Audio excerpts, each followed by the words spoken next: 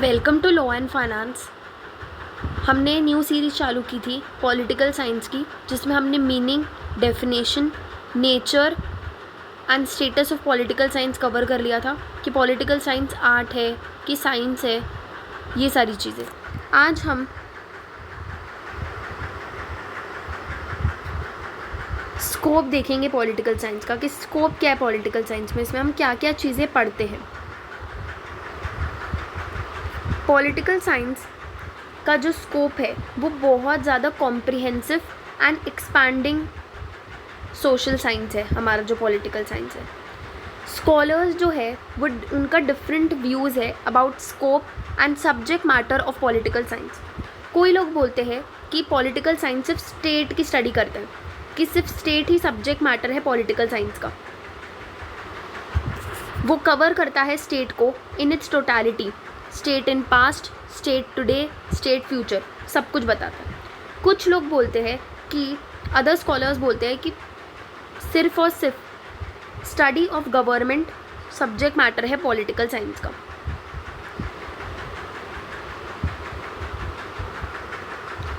Now modern scholars जो है वो बोलते हैं कि जो स्कोप है पॉलिटिकल साइंस का बहुत ज़्यादा एक्सपैंडिंग है। वो स्टेट को भी ला लेते हैं, गवर्नमेंट को भी ला लेते हैं, political activities, public administration, international law, international relations, international organization, सब चीज़ों को ये स्कोप मानते हैं पॉलिटिकल साइंस की। एंड्रयू हेवुड ने बोला था, उन्होंने एनालाइज किया था scope of political science 4 different angles में। पॉलिटिक्स एक आर्ट है गवर्नमेंट का, पॉलिटिक्स एक पब्लिक अफेयर है, politics is compromise and consensus, politics power and distribution of resources है।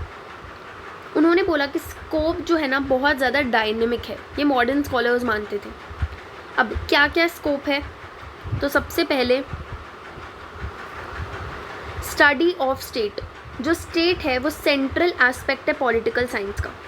पॉलिटिकल साइंस जो है वो बिगिन होता है एंड एंड होता है विद स्टेट, मतलब चालू भी पॉलिटिकल साइंस स्टेट से हो रहा है और ख़त्म भी पॉलिटिकल साइंस जो है वो स्टेट से होता है। वो एक्सप्लेन करता है पॉलिटिकल साइंस हमें ओरिजिन, फंक्शन, पोजीशंस क्या है स्टेट की, पास्ट में, प्रेजेंट में, फ्यूचर में। वो स्टडी करता है relationship between state and individual. Study of government, जो गवर्नमेंट है वो एंटायर मशीनरी है स्टेट की, जो कि हेल्प करता है स्टेट को in realising goals and for conducting day to day administration. Government क्या है, ये मशीनरी है स्टेट की, जिससे स्टेट अपने गोल्स, ऑब्जेक्टिव्स को अचीव करता है। डे टू डे एडमिनिस्ट्रेशन कौन करता है स्टेट का, गवर्नमेंट करती है ना, हम पता है ये चीज़। गवर्नमेंट जो है वो एक एलिमेंट है स्टेट का जो कि रेगुलेट करता है उसके activities. State expresses it's will and reaches the people through government. Government जो है वो एक एजेंसी है through which will of state is formulated, expressed. Government में 3 ऑर्गन्स रहते हैं, लेजिस्लेचर, एग्जीक्यूटिव, जुडिशरी, हमें पता है। गवर्नमेंट के डिफरेंट फॉर्म्स होते हैं, जैसे डेमोक्रेसी, डिक्टेटरशिप, यूनिटरी, फेडरल। जो फीचर्स है, जो पॉलिटिकल साइंस है हमें फीचर्स बताता है अबाउट ऑल दीज गवर्नमेंट, उनके मेरिट्स, उनके डिफेक्ट्स बताता है, फंक्शन बताता है। ये स्कोप है पॉलिटिकल साइंस का कि अगर समझ लो डिक्टेटरशिप है तो उसके मेरिट क्या है, उसके डिफेक्ट्स क्या है। डेमोक्रेटिक अगर फॉर्म ऑफ गवर्नमेंट है तो उसका मेरिट क्या है, उसका डिफेक्ट क्या है। फिर हमें पॉलिटिकल कंसेप्ट एंड आइडियोलॉजीज़ के बारे में स्टडी करता है। पॉलिटिकल साइंस जो है वो डील करता है with the study of political concept and ideas, जैसे लॉ, लिबर्टी, इक्वलिटी, और पॉलिटिकल आइडियोलॉजी जैसे liberalism, Nazism, fascism. Political science analyse करता है कि इनके प्रोज एंड कॉन्स क्या रहेंगे पॉलिटिकल आइडियोलॉजीज़ के, पॉलिटिकल कंसेप्ट्स के। फिर हम पब्लिक एडमिनिस्ट्रेशन पढ़ते हैं। Public administration is concern with development of management in government affairs. ये एक एक्शन पार्ट है गवर्नमेंट का। पब्लिक एडमिनिस्ट्रेशन का सिंपल मतलब होता है कि जब गवर्नमेंट अपने काम कर रही है, ठीक है, ये होता है पब्लिक एडमिनिस्ट्रेशन। ये एक्शन पार्ट है गवर्नमेंट का, जिससे पर्पसेस एंड गोल्स जो है गवर्नमेंट के आर रियलाइज्ड। ये एक्टिविटीज़ है of executive branches of national, state and local government, जैसे कि हमारी पंचायती राज, वो जो काम करती है टैक्सेस कलेक्ट करना, रेवेन्यू कलेक्ट करना, साफ़ करना रोड्स को, ये सारी चीज़ें क्या है एनएमसी जो करती है, एनआईटी करती है, ये पब्लिक एडमिनिस्ट्रेशन में आता है। हम यहाँ पे इंटरनेशनल रिलेशंस पढ़ते हैं। अब आज के ज़माने में कोई भी स्टेट जो है वो आइसोलेशन में नहीं रह सकता। Due to the growth in technology, revolution जो आया है टेक्नोलॉजी में, हम लोग और ज़्यादा पास आ गए हैं एक दूसरे से with the use of technology, है ना। हम आसानी से बात कर सकते हैं।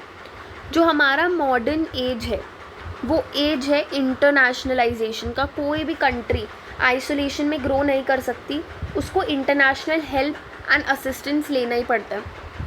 डिप्लोमेसी, वॉर, ये सारी चीज़ें होती ही रहती है, कॉन्फ्लिक्ट होता ही रहता है। हम पॉलिटिकल साइंस में स्टडी करते हैं अबाउट दीज थिंग्स, मतलब इंटरनेशनल रिलेशंस पढ़ते हैं, डिप्लोमेसी, वॉर, कैसे हम बाकी कंट्रीज़ के साथ में, बाकी स्टेट्स के साथ में रिलेशंस को मेंटेन कैसे करना है, ये सारी चीज़ें। No nation can live in isolation. Field of international relation concerns, हम यहाँ पे क्या देखते हैं, रिलेशनशिप देखते हैं among various government of the world, है ना।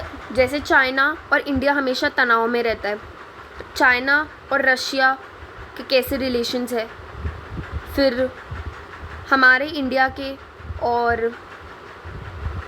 रशिया के बहुत अच्छे रिलेशंस है। तो ये सारी हम रिलेशनशिप पढ़ते हैं among various forms of various government of the world.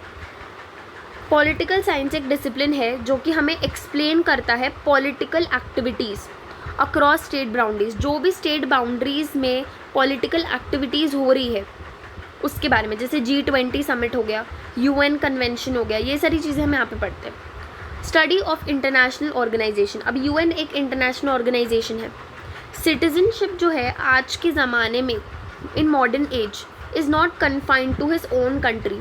आजकल हम बाहर घूमने जा रहे हैं, पहले गाँव के गाँव ही जाते थे, बस कंट्री के बाहर तो जा नहीं रहे थे, बट अब क्रॉस कर दी है हमने खुद की बाउंड्री ही। States are becoming interdependent upon each other. Development of country depend करता है ऑन हेल्प एंड असिस्टेंस।